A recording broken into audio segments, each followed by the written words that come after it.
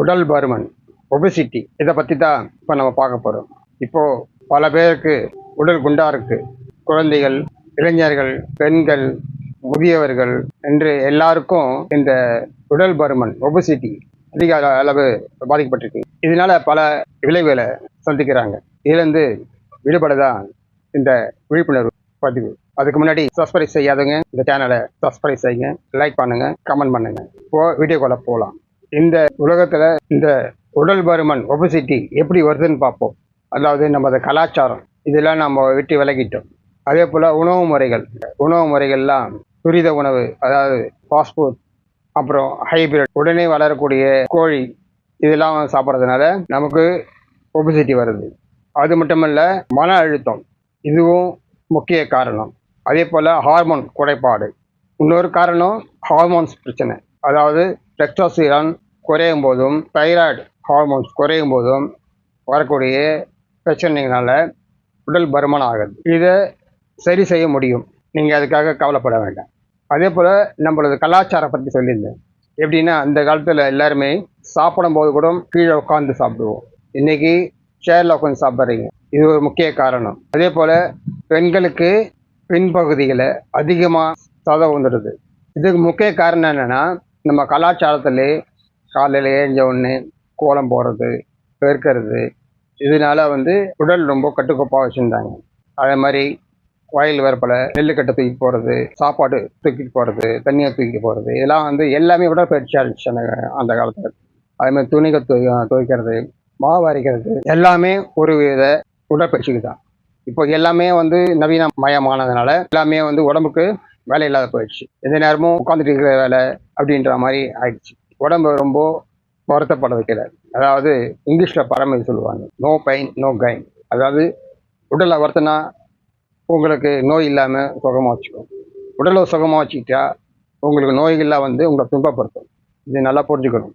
அதே போல் அந்த காலத்தில் இங்கே போய் நடந்து போவாங்க, மிதிவெடிகள் இருந்தது, அது நல்லா உடற்பயிற்சியாக இருந்துச்சு. இன்றைக்கி எல்லாமே வாகனத்தில் உட்காந்துட்டே போகிறோம். அதுமாதிரி எல்லாருக்கும் ஆசை என்னென்னா, ஆஃபீஸில் போய் உட்காந்து வேலை செய்யணும் அப்படின்ட்டு.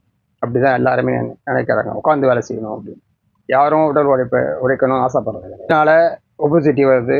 இதனால் உங்களுக்கு நிறையா பின் விளைவுகள் அதிகமாக நீங்கள் சந்திக்கிறீங்க. இப்போ இதில் தான் நம்ம விடுபடணும்.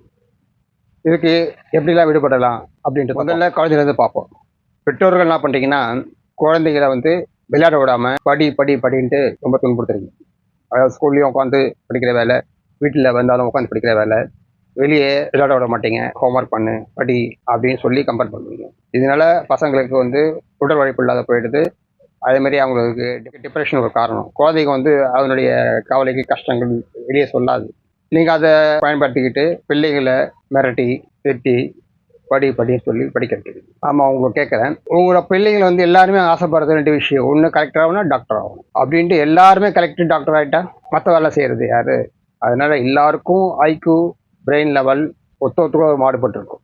அதனால் எந்த பசங்க படிக்குதோ அது படிக்கும், சரியாக படிக்க முடியாதுன்னா படிக்க முடியாது. இங்கே வற்புறுத்தினால அதிக மார்க் எடுத்து கலெக்டர் ஆகிறது கிடையாது. 12 வயசுக்கும் பசங்களுக்கு ஃப்ரீயாக விட்டுருங்க, அதுங்களே படித்து தான் என்ன ஆகணும் அப்படின்ட்டு அதுக்கும் முடிவு பண்ணால் கண்டிப்பாக அந்த ஸ்டேஜுக்கு வரும். எல்லாருக்கும் வாழ்க்கையில் வாய்ப்புகள் இருக்குது. அதை அவங்கவுங்க ஒரு லைனில் முன்னேறுவாங்க. இதை பற்றி நீங்கள் பிள்ளைகளை பற்றி கவலைப்பட வேண்டாம். பிள்ளைகள் நல்ல பண்பாளர்களாகவும் ஒழுக்கமானவர்களும் வளர்த்தா போதும். பசங்க தானாக அது வாழ்க்கையை தேடிக்கும். உதாரணம் பறவை எடுத்துங்க, பறவை குஞ்சு தாய் பறவை வளர்க்குது, பறக்க செஞ்சோன்னா தானாக பறந்துக்கணும் தெரியுதில்ல. அதே மாதிரி தான் எல்லாருமே தான் வாழ்க்கை அடுத்து நம்ம என்ன செய்யணும் அப்படின்னு அவங்க முடிவு பண்ணுவாங்க 18 வயசுக்கு மேலே. அதனால் அவங்கள தொலை பண்ணி ரொம்ப ப்ரெஷர் கொடுத்து அவங்கள அவங்க வாழ்க்கையை பெற்றோர்களே அழிக்கக்கூடிய சூழல் அதிகமாக இருக்குது. அதனால் பசங்களை ஃப்ரீயாக விட்டுடுது. அடுத்தது பெண்களை பார்க்கணும். பெண்களுக்கு இப்போ அதிக அளவு ஒபசிட்டி, அதை உடல் பருமன் அதிகமாக இருக்குது. முக்கியமாக பார்த்தீங்கன்னா பின் பகுதியில் அதிகமாக சதைகள் போட்டு நடக்க முடியாது நடக்கிறாங்க. இதுக்கெல்லாம் காரணம்னா நமது கலாச்சாரம் தான். அந்த காலத்தில் சாப்பிடும்போது உட்காருவாங்க, குடிஞ்சு வேலை செய்வாங்க, களை கொத்தும் போது குடிஞ்சு களை கொத்துவாங்க.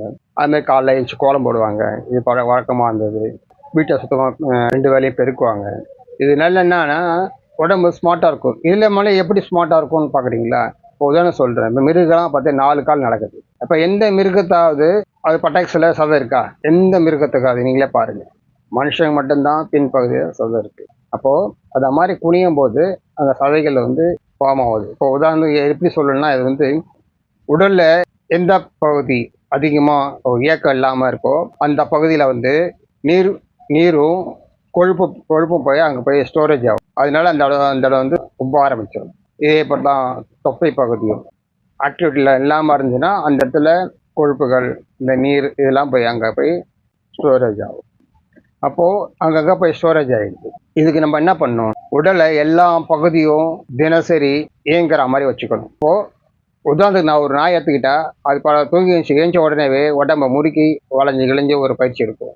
பூனைகளும் அப்படி தான். நம்ம தான் எதுவுமே செய்கிறது இல்லை, உடம்பு ரொம்ப சொகுசாக வச்சுக்கிறோம். அப்போது உங்களுக்கு ஒபிசிட்டி ஆகிட்டு உங்களுக்கு வந்து உடல் பருமன் ஆகி ரொம்ப அவசரப்படுறீங்க. இதனால உங்களுக்கு ஒரு வேலைக்கு போக முடியாது.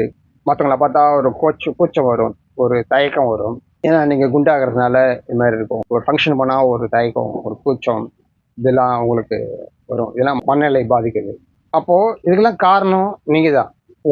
நீங்கள் சரியாக சின்ன வயசுலேருந்து சரியாக உங்களை பார்த்துக்காதனால தான் இந்த விளைவுகள். அதனால் சின்ன வயசுலேருந்து ஏதாவது உடற்பயிற்சி செய்யணும், நல்லா ஓடணும். அது மாதிரி அப்புறம் நிறைய பேர் என்ன பண்ணுவாங்க, டயட் கண்ட்ரோல் அப்படின்னு பண்ணுவாங்க. டயட் கண்ட்ரோல் பண்ணி உடம்பை குறைக்க போகிறேன் அப்படின்னு. தயவு செய்து அதை மட்டும் செய்யாதீங்க. ஏன்னா நீங்கள் சாப்பாடை குறைச்சிக்கினா உங்களுக்கு உடம்புக்கு தேவையான சத்துக்கள்லாம் குறைய ஆரம்பிக்கும். அதாவது கொழுப்பு சத்து, சர்க்கரை, விட்டமின்ஸ் எல்லாமே குறைய ஆரம்பிச்சிடும். இதனால அத்தனை உடல் உறுப்புகளும் பாதிக்கும். இதனால உங்களுக்கு வந்து உடல் ரொம்ப டயர்டாகி ரொம்ப சோம்பலாகி தூங்கிக்கிட்டே இருப்பீங்க. இதனாலேயும் அதிகமாக உங்களோட ஒபசிட்டி ஆகிக்கிட்டே தான் இருக்கும் தவிர உங்களுக்கு உடம்பு குறையாது. அது மட்டும் உடம்பு ரொம்ப பலவீனமாகிடும். எல்லாம் உடல் உறுப்பு பாதிக்கிறதுனால நோய்கள் எல்லாம் சீக்கிரமாக உங்களை தாக்கும். இதனால் இந்த தப்பை செய்யாதீங்க. அதே மாதிரி ஆண்களுக்கு நிறைய பேருக்கு தொப்பை விழுது. தொப்பை வந்து பெரிய பிரச்சனை. அதனால அவங்களுக்குள்ள தாழ்வு மனப்பான்மை வருது. தொப்பை விழுது காரணமே உடல் பலவீனமாகறதுனால தான். அப்போ தொப்பை விழுந்தாலே உங்களுக்கு வந்து பலம் குறைஞ்சிச்சு அப்படின்னு புரிஞ்சுக்கிங்க. அதாவது குண்டாகிறவங்களாம் பலசாலி அப்படின்னு நினைக்கிற தவறான விஷயம். அதாவது ரெண்டையும் சொல்கிறேன். அதை எப்படி சொல்லுவாங்கன்னா, நொந்து போன உடம்பு நீத்து போன உடம்புன்னு அப்படின்ட்டா பிரிப்பாங்க உடம்பு. நொந்து போன உடம்புனா இப்போ வந்து ஒரு டெட் பாடி ஏதாச்சும் குளத்துலையோ ஆற்றுலையோ விழுந்துச்சுன்னா கொஞ்சம் முன்னே கழிச்சு பார்த்தோம் பயம் உப்பு போயிருக்காது. அதான் நொந்து போன உடம்பு சொல்லுது. நீத்து போன உடம்பா வெறும் எலும்பு மட்டும் இருக்கும், மேலே தோல் போட்டுருக்கும். அது நீத்து. 2 உடம்பே இருக்கக்கூடாது. சரியான உடல் வகை வச்சுக்கணும். இதுதான் சொல்லுவாங்க. அதனால வந்து இதில் டயட் கண்ட்ரோல் பண்ணி உடம்பை இறக்க வைக்கணும் அப்படின்னு நினச்சிங்கன்னா இன்னும் உங்களுக்கு அதிகமாக தான் ஆகும். அதனால் தொப்பைகளை குறைக்கிறதுக்கும் இந்த யோக முறைகளும் பயிற்சி முறைகளும் உணவு முறைகளும் முக்கியமானது. அதனால் தொப்பையை குறைக்க முடியும். அதாவது எக்ஸாம்பிள் சொன்னால் எப்படின்னா, பலத்தை எடுத்தா திருப்பி அதே மாதிரி மாறுவீங்க. அதாவது உடல் வந்து நல்ல பலமாக மாறணும். பலமான ஆரோக்கியமான உணவுகள் சாப்பிடணும். இதுதான் முக்கியம். நல்லா டயட் கண்ட்ரோல் பண்ணுறேன்னு டயட் கண்ட்ரோல் பண்ணி இன்னும் உடம்பை வீணாக்கிக்காங்க. அப்போது நம்ம இதுக்கு வந்து என்ன செய்யணும் அப்படின்னு பார்க்கும்போது, இது சரியான வழி என்னென்னா, யோகமும் பிராணாயாமமும் தினசரி உடல் பயிற்சிகளும் அதுக்கு சரியான சில மூலிகை வகைகளும் இங்கே எடுத்துக்கும் போது உடம்பு ரொம்ப கண்ட்ரோல் ஆகும். அதாவது ஏன் வந்து யோகம் அப்படி சொல்கிறேன்னா, இந்த ஹார்மோன்ஸ் பிரச்சனை சொல்லியிருந்தேன். அதாவது இந்த டெக்ஸ்டோஸ்டெரான் இதனால வந்து குறையிறதுனால உங்களுக்கு உடல் பருமன் வருது. தைராய்டு ஹார்மோன்ஸ்னாலையும் அப்படி தான். அப்போது இதை ஹார்மோன்ஸை சரி பண்ணணும்னா ஒரே வழி எதுனா தியானம் மட்டும்தான். தியானம் செய்கிறதுனால உங்களுக்கு ஹார்மோன்ஸு திருப்பி நல்லா சுரக்க ஆரம்பிக்கும். அதுமாரி உடல் நல்லா பலமாகும். பிராணாயாமம் பண்ணுறதுனாலையும் அப்படி மாறும். அதனால் பிராணாயாமம் பண்ணுறது மற்றவங்க இடத்துல போயிட்டு நீங்கள் பிராணாயாமம் பண்ணுறேன்னு கற்றுக்காதீங்க. ஏன்னா யாருமே சரியாக பிராணாயம் சொல்லி தரதில்லை. காற்று விடுன்றும். ஆனால் பிராணாயம்ன்றது அப்படி இல்லை. அதாவது முறையாக பிராணாயம் பண்ணால் கொஞ்சம் பிராணாயம் பண்ணாலே உடல் வேர்க்கும், உடம்பு இறைக்கும்.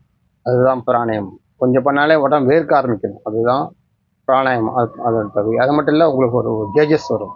நல்லா சுறுசுறுப்பு இருக்கும் உடம்பு. மைண்ட் கண்ட்ரோலில் வரும். இதுதான் சரியான பிராணாயாமம். அதனால் பிராணாயாமம் செய்கிற சும்மா மூச்சு இழுத்து அப்படி உடனே வர்றதெல்லாம் அது பிராணாயாமம் இல்லை. அதனால் இதெல்லாம் முறையாக தெரிஞ்சுக்கிட்டு செய்யுங்க. அதே மாதிரி சாப்பிட்றது உட்காந்து சாப்பிடணும்.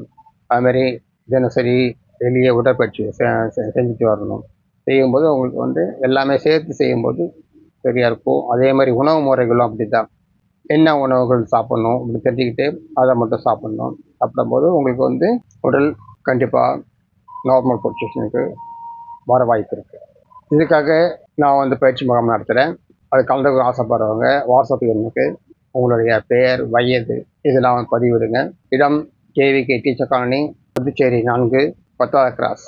நேரடியாகவும் நீங்கள் வகுப்புக்கு வரலாம். இல்லை மூலியமாகவும் வகுப்பு நடத்தப்படும்.